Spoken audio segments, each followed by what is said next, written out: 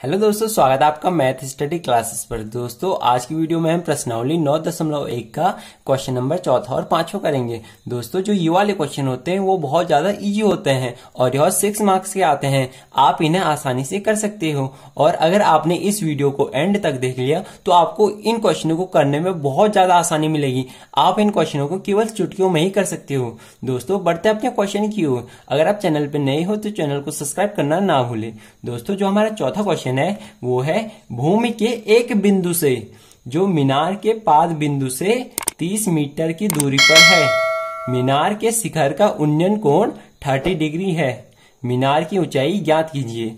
हमें क्वेश्चन में दिया है दोस्तों भूमि के एक बिंदु से जो मीनार के पाद बिंदु से 30 मीटर की दूरी पर है, यानी भूमि पर कोई एक बिंदु स्थित है और वह बिंदु मीनार के पाद बिंदु यानी मीनार की जो सबसे निचला हिस्सा है, यानी हमने एक मीनार बनाया, हमने एक मीनार बना दिया है और हमें क्वेश्चन में दिया है कि मीनार के पाद बिंदु से 30 मीटर की दूरी पर है, यानी भूमि पर स्थित एक बिंदु मीनार ये है तो मीनार के पाद बिंदु से 30 मीटर की दूरी पर है।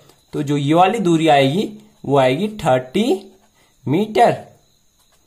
और हमें दिया है मीनार के शिखर का उन्नयन कोण 30 डिग्री है, यानी मीनार का शिखर ये है तो हमें क्वेश्चन में दिया है कि मीनार के शिखर का उन्नयन कोण, यानी जो ये वाला कोण बनेगा वह 30 डिग्री का है।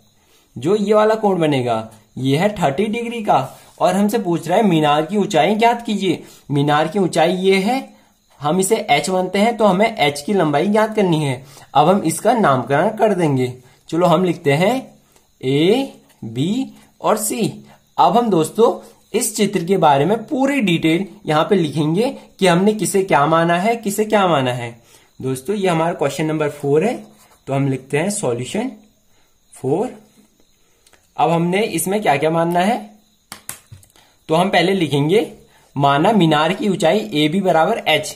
तो हमने लिखा माना मीनार की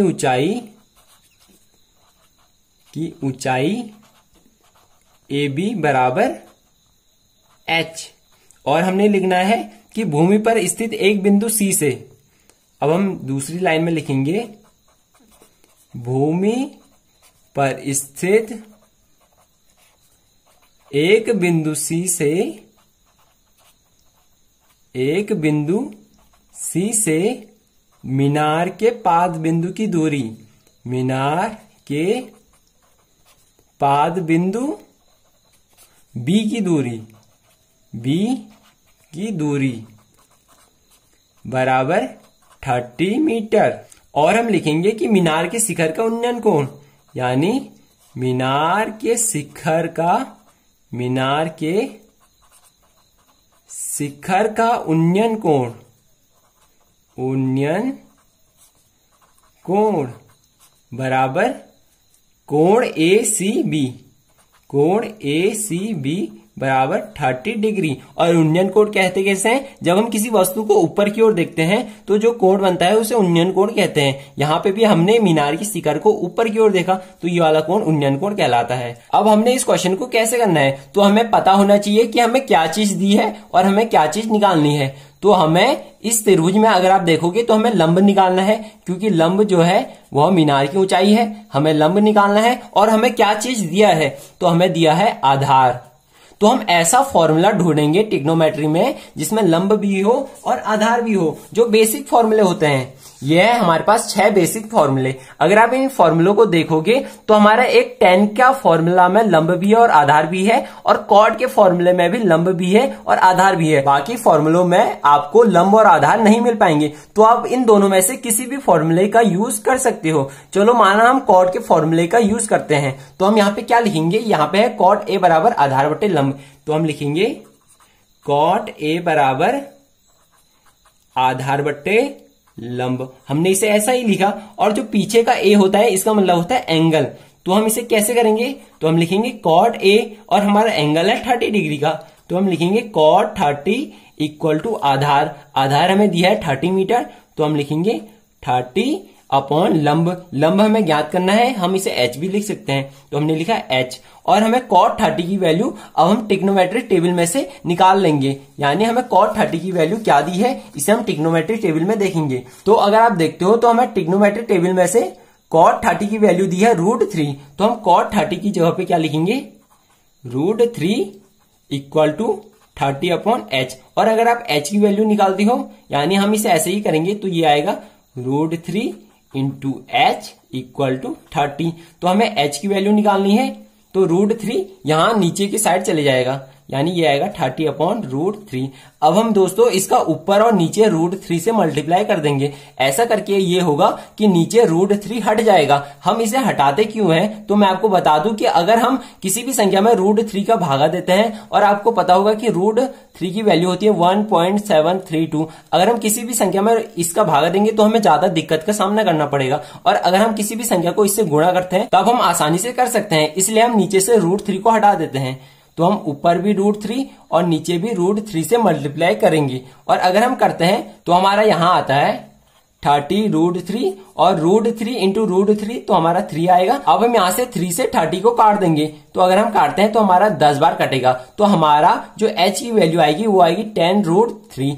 और आप इसे आगे भी सॉल्व कर सकते हो, यानी आपने √3 की वैल्यू ये डालोगे तो आपका h की वैल्यू आ सकती है। आप यहां तक भी अगर करते हो तब भी आपका आंसर बिल्कुल सही है। अगर आप थोड़ा सा और करते हो तो आप h बराबर 10 लिखोगे इंटू √3, और √3 की वैल्यू ये होती है तो 1.732। अब 10 का मल्टीप्लाई इसके साथ होगा, तो हमारी h की वैल्यू जो आएगी वो आएगी 17.32। यानी हमारा मीनार इतना ऊंचा है 17.32 मीटर, और हम मीटर में दिखाएंगे क्योंकि इसकी एक भुजा मीटर में है तो इसकी सभी भुजा मीटर में आएंगी, इसलिए हमारी मीनार की ऊंचाई ये है। दोस्तों हमारा 5वां क्वेश्चन है, भूमि से 60 मीटर की ऊंचाई पर एक पतंग उड़ रही है। पतंग में लगी डोर को स्थायी रूप से भूमि के एक बिंदु पर बांध दिया जाता है। भूमि के साथ डोर का झुकाव 60 है। यह मानकर कि डोरी में कोई ढील नहीं है, डोरी की लंबाई ज्ञात कीजिए। यानी दोस्तों हमें क्वेश्चन में दिया है कि भूमि से एक पतंग 60 मीटर की ऊंचाई पर उड़ रही है, यानी भूमि पर एक बिंदु ये है, यानी भूमि का जो स्तर है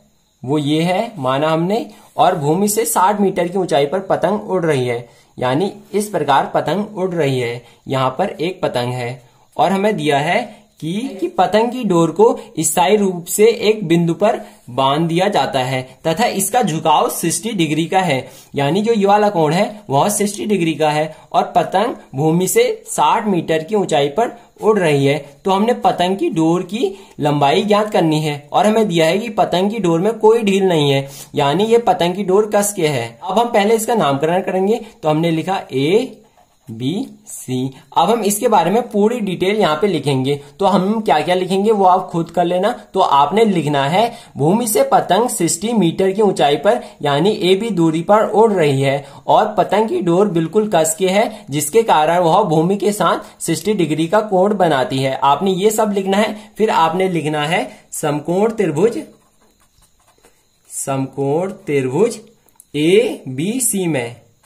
ABC में। अब आपने जो चीज निकालनी है और जो चीज हमें दी है उन दोनों को लिखना है। यानी हमें क्या दिया है, हमें आपका लंब दिया है, और हमने क्या निकालना है, हमें निकालना है कर्ण।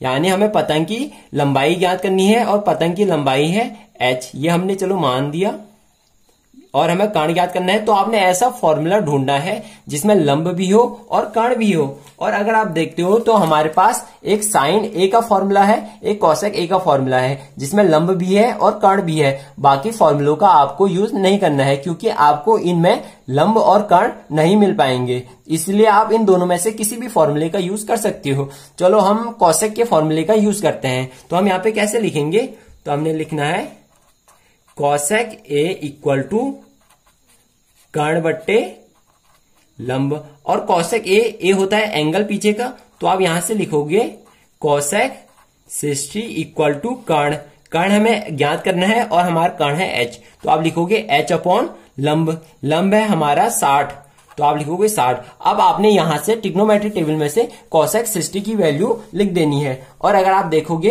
तो कोसेक 60 यानी कोसेक 60 की वैल्यू है 2/√3, तो आपने लिखना है 2/√3 इक्वल टू h अपॉन 60। और अगर आप यहां से इसे आगे सॉल्व करते हो तो ये आएगा 2 इंटू 60 इक्वल टू, ये यहां मल्टीप्लाई होगा तो ये आएगा h इंटू √3। अब आपने h की वैल्यू निकालनी है तो √3 नीचे चले जाएगा, तो हमारी जो h की वैल्यू आएगी वो आएगी 2 इंटू 60 अपॉन √3। अब आप इसे यहां से आगे सॉल्व कर सकते हो। आपने कैसे सॉल्व करना है, आपने हर और अंश में √3 का मल्टीप्लाई कर देना है। मल्टीप्लाई करके ये होगा जो हमारा √3 है वो 3 में बदल जाएगा, तो हमारा h आएगा 2 इंटू 60 अपॉन √3। अब आपने ऊपर भी √3 से मल्टीप्लाई करना है, नीचे भी √3 से मल्टीप्लाई करना है। अब हम इन दोनों को मल्टीप्लाई कर देते हैं। चलो, हमारा 120 आया, 120 इंटू √3 और यहां आता है 3। अब आपने 3 से 120 को काट देना है तो ये कटेगा 4 बार। अब हमारी h की वैल्यू आती है दोस्तों 40√3। अब आप, यही आपका आंसर है, पर आप इसे आगे भी सॉल्व करना चाहते हो तो आप इसे कर सकते हो। तो आपने √3 की जगह पे ये लिख देना है, यानी 40 इंटू 1.732, क्योंकि √3 की वैल्यू इतनी होती है। अब आपने 40 का मल्टीप्लाई इसके साथ करना है तो हमारा आएगा 4 दूनी 8, 4 तिया 12 की 2, ऐसे लागो 1, 7 चौका 28, 28 और 1 29, ऐसे लागो 2, तो 4 एकम 4, 4 और 2 6, तो आपका आएगा 69.28 मीटर। और ये मीटर में ही क्यों आया, क्योंकि त्रिभुज की एक भुजा मीटर में है, इसलिए सभी भुजा मीटर में आएंगे। इसलिए जो हमारा h था वो था हमारा डोरी की लंबाई, और इसलिए हमारी डोरी की लंबाई आती है 69.28 मीटर, और यही हमारा आंसर है। दोस्तों, आशा करता हूं कि ये वीडियो आपको बहुत ज्यादा अच्छी लगी होगी। अगर इस वीडियो से रिलेटेड आपको कोई भी डाउट हो तो कमेंट बॉक्स में जरूर पूछे, मैं उसकी एक अलग से वीडियो बना दूंगा। और ऐसे ही और वीडियो पाने के लिए इस चैनल को सब्सक्राइब करना ना भूलें, ताकि मेरे द्वारा आने वाली एक भी वीडियो मिस ना हो। Thank you, have a nice day.